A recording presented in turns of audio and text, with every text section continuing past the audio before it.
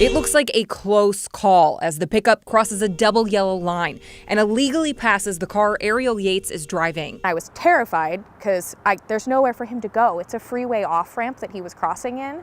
So if a car came up, he would have slammed into me.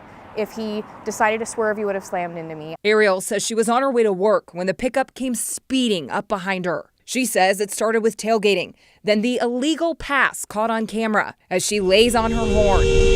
I just start honking, freaking out, honking. The other driver slams on his brakes, gets out, and storms up to her window. The two yell at each other before he gets back in and drives away, while the driver of the pickup is in the wrong for illegally passing like that. Milwaukee police officer Zane Odom says how you react in the moment matters. Let it go, because you're not going to do yourself any good.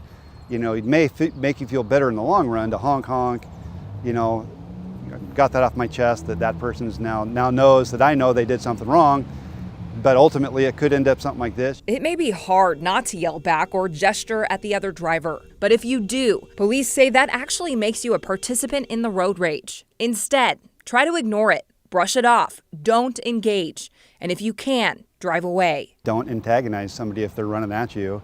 If, like I said, if they cut you off or if they do something dumb, you just let them do it. Because if you start honking and telling them all the things that they're doing wrong, they may stop in the middle of the road and get out and come back at you, and you don't want that to happen. Bottom line, you don't know what the other person is capable of or if they have a weapon. Thinking about that now, Ariel says she may have reacted a little differently. I might honk a little less.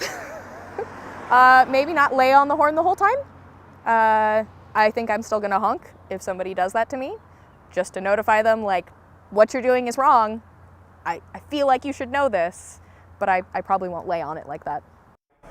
If someone does get out of their car, like in this case, police say to make sure your windows are rolled up and your doors are locked. Again, don't engage with the person, and if you can, drive away.